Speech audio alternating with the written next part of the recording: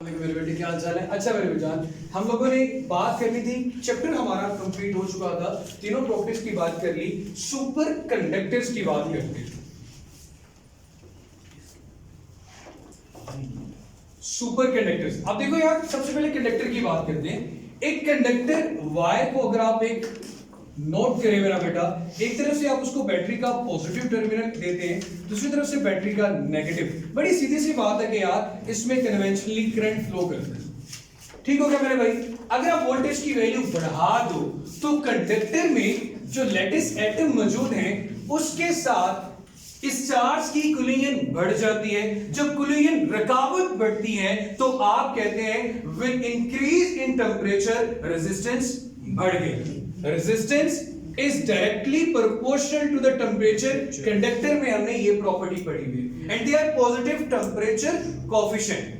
Positive temperature coefficient कौन से coefficient होते हैं आपके पास मेरा मटेरियल्स जिनमें रेजिस्टेंस इंक्रीज करती है विद इंक्रीज इन टेंपरेचर। और सबसे बेस्ट एग्जांपल हम हमेशा उसकी क्या लेते हैं, मेटल्स की।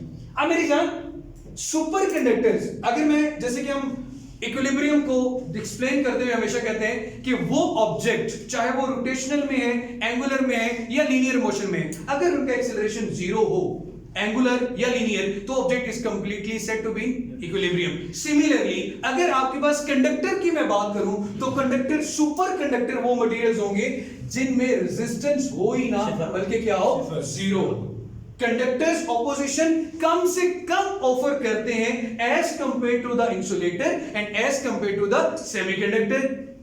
अब ऐसा कंडक्टर जो रेजिस्टेंस ऑफर करे ही ना, तो उस कंडक्टर को क्या कहेंगे, सुपर कंडक्टर। और सुपर कंडक्टर के फायदे क्या होंगे, उसके मैग्नेटिक फील्ड भी स्ट्रांग पैदा होगा क्योंकि मैक्सिमम पैसेज ऑफ इलेक्ट्रिसिटी होगी। और हमने मैग्नेट का बेसिक कॉन्सेप्ट भी कहां से लिया, मोशन ऑफ इलेक्ट्रॉन से। और मोशन ऑफ इलेक्ट्रॉन का कॉन्सेप्ट कहां से लिया, एटम से। यही हुई थी ना मेरी जान बात। अब मेरे बच्चे, इसका मतलब ये है कि अगर इन दो क्वांटिटीज में डायरेक्ट रिलेशन है, एक के बढ़ने से दूसरी बढ़ रही है, तो उसके कम होने से कम भी होगी। अगर आप टेंपरेचर कम करते जाओ, इतना कम कर दो कि रेजिस्टेंस क्या हो जाए, जीरो, उस वक्त आपका कंडक्टर क्या कहलाएगा, सुपर कंडक्टर। और वो टेंपरेचर कहलाएगा क्रिटिकल टेंपरेचर।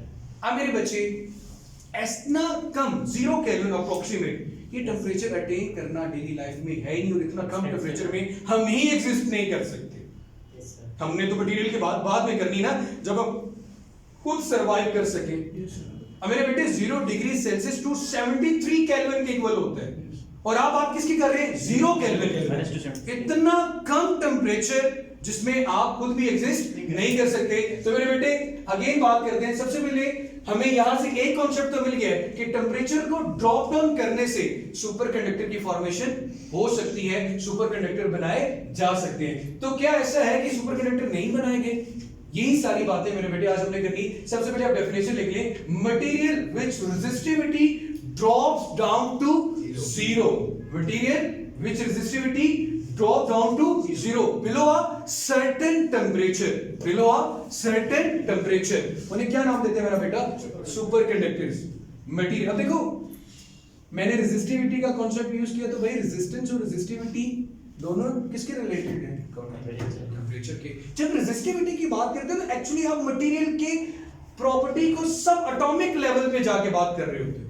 सब एटॉमिक लेवल पे एक क्यूबिक मटेरियल कितनी रेजिस्टेंस ऑफर करता है, उसको आप रेजिस्टिविटी कहते हैं। इन जनरल जो रेजिस्टेंस ऑफर करता है उसको क्या कहते हैं, आर। तो इसलिए जब मटेरियल की प्रॉपर्टी पे जाओ तो आप किसकी बात कर लो, रेजिस्टिविटी कि एक एटम कितनी आपके पास रेजिस्टेंस क्या कर रहा है, ऑफर कर रहा है। क्योंकि हर मटेरियल की जो एटम की शक्ल होगी वो क्या होगी, डिफरेंट होगी। इसलिए हर मटेरियल की रेजिस्टिविटी भी क्या होती है, डिफरेंट होती है। ये बात तो मेरे बच्चों को पता है ना। अब मेरे बेटे, मटेरियल्स whose resistivity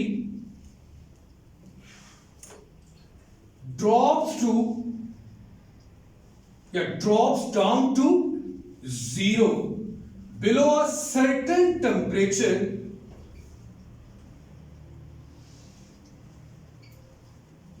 कॉल यहां तो नहीं आ रही, below a certain temperature इसको मेरे बेटे हम क्या नाम देते हैं? सुपर कंडक्टर्स का। क्या नाम देते हैं? Super conductor.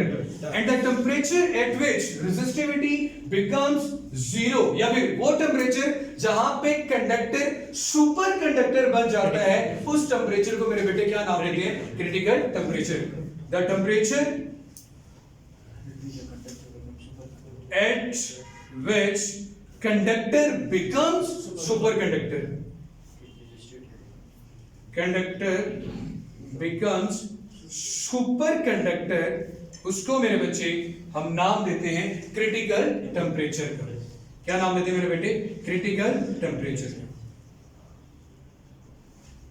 सबसे पहले हमारे पास 1911 में कैरोलिन ऑनेस्ट एक साइंटिस्ट थे जिन्होंने सुपर कंडक्टर मटेरियल बिहेवियर सबसे पहले स्टडी किया था, जब वो मरकरी की इलेक्ट्रिकल प्रॉपर्टीज को स्टडी कर रहे थे, और उन्होंने टेम्परेचर कर दिया अबाउट 4.2 केल्विन। तो वहां पे जाके वो कितने रेजिस्टेंस ऑफर कर रहा था? जीरो। तो फर्स्टली सबसे पहले कौन से साइंटिस्ट थे इन 1911 डिस्कवरी की बात करें तो? इनके नाम जरा सी बात, इंग्लिश साइंटिस्ट होते हैं तो हमारे लिए जरा प्रोनाउंस करना मुश्किल हो जाता है। स्पेलिंग देख लो भाई, KARLINGH।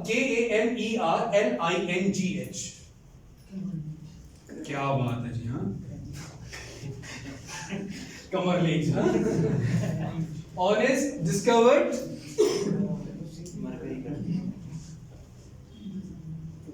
सबसे पहले इस बंदे ने सुपर कंडक्टर डिस्कवर्ड, या फिर discovered first ever super conductor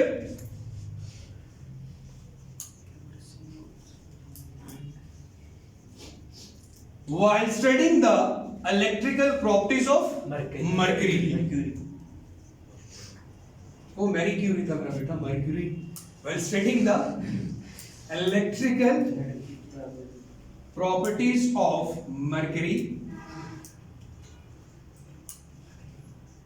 उस वक्त मेरी जान जो टेम्परेचर ड्रॉप डाउन हुआ था अबाउट वो temperature at very low temperature, इसको अलग कर दो मेरे बेटे, एट वेरी लो टेम्परेचर, और मेरे बेटे जो बहुत कम टेम्परेचर था वो था आपके पास 4.2 केल्विन। कितना टेम्परेचर था मेरा बेटा?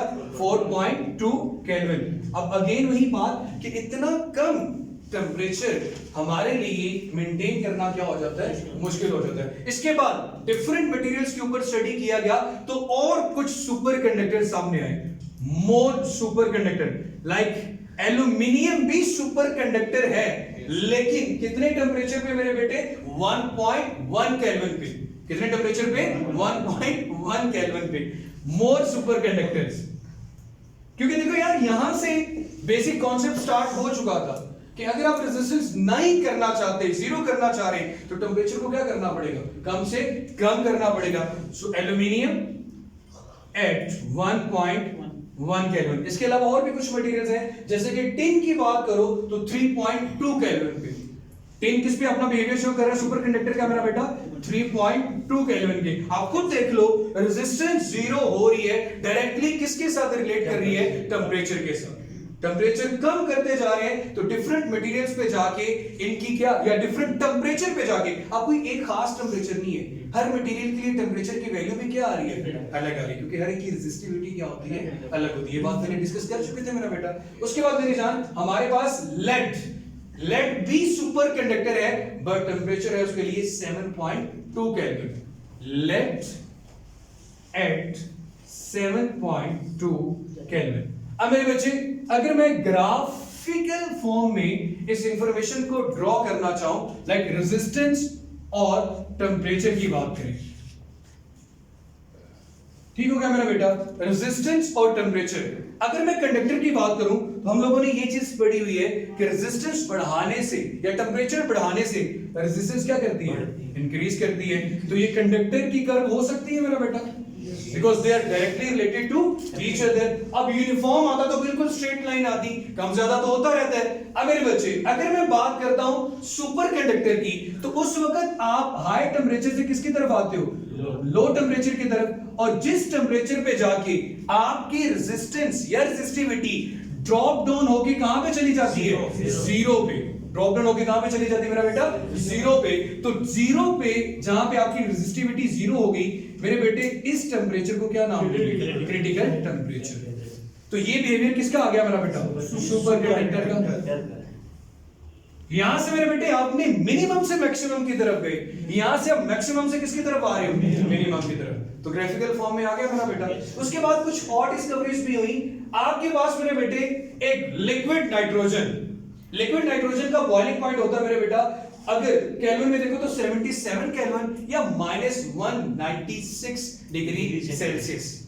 तो इसको स्टैंडर्ड माना गया, मतलब कि लिक्विड नाइट्रोजन में जब किसी मटेरियल को रखा गया तो उस मटेरियल का टेंपरेचर ड्रॉप डाउन हुआ या इंक्रीज हुआ। तो दोनों केसेस में दो तरह के सुपर कंडक्टर आए, एक हाई टेंपरेचर सुपर कंडक्टर और एक हमारे पास क्या आगे, लो temperature super conductor. High temperature super conductor का ही हमारा यूज है कि यार हम अपने एनवायरनमेंट में या उस कंपोनेंट के क्रॉस कि जिसमें सुपर कंडक्टर का इस्तेमाल है, हम उसके टेंपरेचर को क्या कर सकते हैं, बढ़ा सकते हैं। ये हमारे बस में है और इसमें एग्जिस्ट भी हो सकता है, लेकिन हमारा काम लो टेंपरेचर सुपर कंडक्टर के साथ नहीं होता। लाइक जितनी भी रिसर्चेस चल रही है, हम कौन से सुपर कंडक्टर बनाने की कोशिश कर रहे हैं, हाई टेंपरेचर सुपर कंडक्टर। तो हाई टेंपरेचर सुपर कंडक्टर को एक्सप्लेन किया गया एक स्टैंडर्ड मानकर।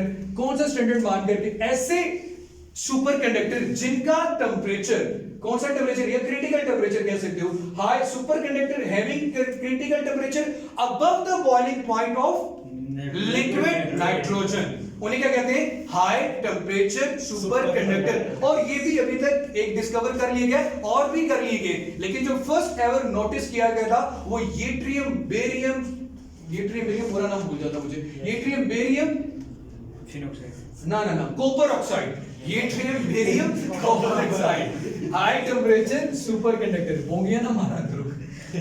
लाइक समटाइम होते हैं ना, कुछ बच्चे ऐसे होते हैं क्लास में कोई ऐसी बात करी, टीचर कही हाँ ये सही कह रहा होगा ना, मतलब इस तरह की लाइन बोल दी, ऐसा ना किया करो बेटे। ऐसा हो जाता कहीं चलता होगा आपका। High temperature super conductor having, नहीं बेटे ऑनलाइन कर रहे हो नाम ना लो, हैविंग बॉइलिंग पॉइंट या having critical temperature, having critical temperature above the boiling point of liquid nitrogen, above the boiling point of liquid nitrogen। इसको मेरे बेटे हम नाम देते हैं हाई टेंपरेचर सुपर कंडक्टर का। इसकी मेरे बच्चे आपके पास अगर इसके एग्जांपल करें तो -196 डिग्री सेल्सियस और केल्विन में अगर बात की जाए तो ये हमारे पास होता है 77 केल्विन। अब मेरे बेटे इसके बाद ये बात कहेगी कि first ever notice high temperature super conductor हमारे पास एक्सप्लेन किया गया या बताया गया, प्रोफेसर याओ लिंग्स नाम है कैम्ब्रिज यूनिवर्सिटी के, उन्होंने first high temperature super conductor, first high temperature super conductor, कोशिश करें कि चुप ही रहे, first high temperature super conductor. मैं उसका नाम साथ ही लिख देता हूं, yttrium barium copper oxide, yttrium barium copper oxide एक कॉम्प्लेक्स क्रिस्टल है। इसका केमिकल फॉर्मूला आपके पास बनता है YbA2Cu3 और ऑक्सीजन 7। ये इसका आ गया मेरे पास chemical formula. Complex crystalline structure known as complex crystalline structure. और इस कॉम्प्लेक्स क्रिस्टलाइन स्ट्रक्चर ने अपनी प्रॉपर्टी सुपर कंडक्टर की शो की, लेकिन इसके लिए भी हमारे पास एक खास हाई टेंपरेचर है और उस टेंपरेचर की वैल्यू है 163 केल्विन और -110 डिग्री सी। 163 केल्विन और -1 डिग्री सी। अब मेरे बच्चे इस टेंपरेचर पे इसने क्या नाम भी लिख दिया प्रोफेसर साहब का, प्रोफेसर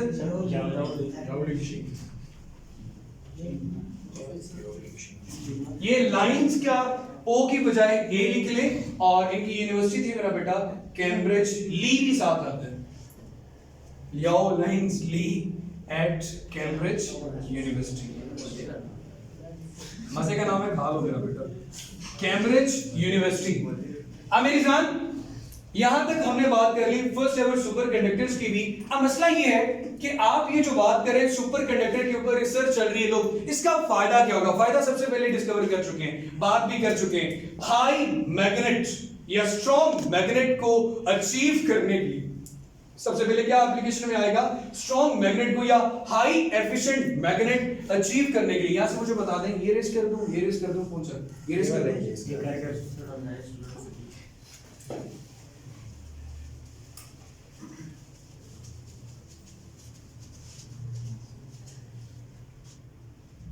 सबसे पहले मेरा बेटा हम एप्लीकेशंस की बात करते हैं। अब कभी आपने मैग्नेटिक ट्रेन के बारे में भी नाम सुना होगा, वो थोड़ा सा पोर्शन ऊपर से भी उठा होता है। समटाइम ऐसा क्यों होता है मेरे बेटे? जब आप वो अभी उसकी बात करते हैं, ठीक है। सबसे पहले फर्स्ट एप्लीकेशन कि जब आपको हाई एफिशिएंट, बहुत स्ट्रॉन्ग हाई एफिशिएंट मैग्नेट चाहिए, तो वो मैग्नेट कहां से आप अचीव कर सकते हैं? By the use of super conductors, getting by super conductors.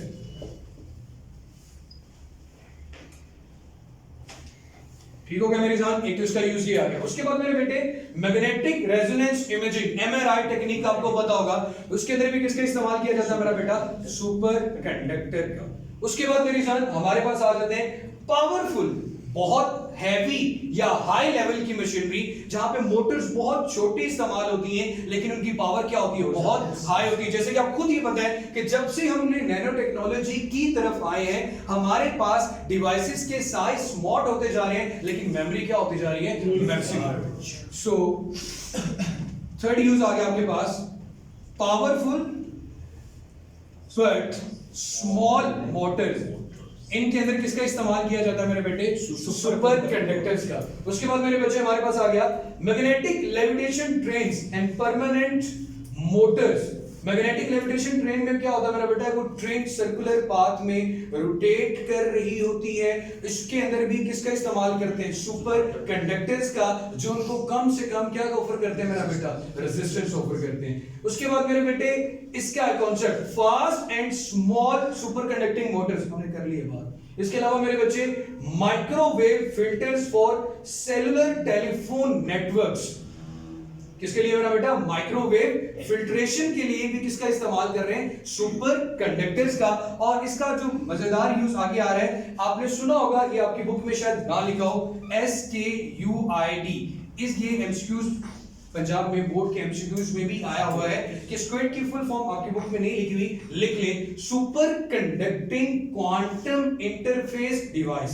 Super conducting quantum interference device, super.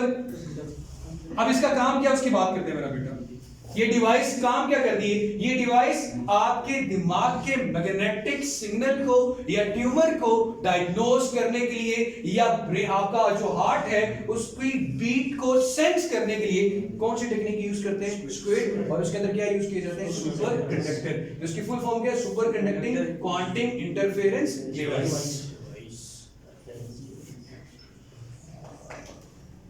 Interference device. उसके बाद मेरे बच्चे तो इसका यूज भी लिख ही लें मेरा बेटा, as sensor of heart beat and brain signal.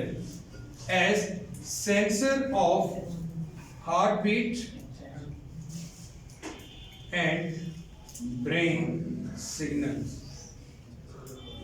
ठीक हो गया मेरी जान? याद है? कोई इशू तो नहीं मेरे बेटे? ओके। उसके बाद अगर हम बात करते हैं क्वांटम कंप्यूटिंग का नाम तो आपने जरूर सुना होगा कि आप जो फास्ट कंप्यूटर्स बनाए जा रहे हैं उन्हें क्वांटम कंप्यूटर्स कहते हैं। और क्वांटम कंप्यूटर की फॉर्मेशन में जितने कंडक्टर्स इस्तेमाल किए जाएंगे वो कौन से होंगे? Super conductors. तो ये था मेरा बेटा हमारा आज का टॉपिक। कल इंशाल्लाह हम चैप्टर जो आपका नेक्स्ट है P N junction basic electronics का, उसको स्टार्ट करेंगे। अपना ख्याल रखिएगा। चैनल सब्सक्राइब नहीं किया तो वो भी कर लें। अल्लाह हाफ़िज़।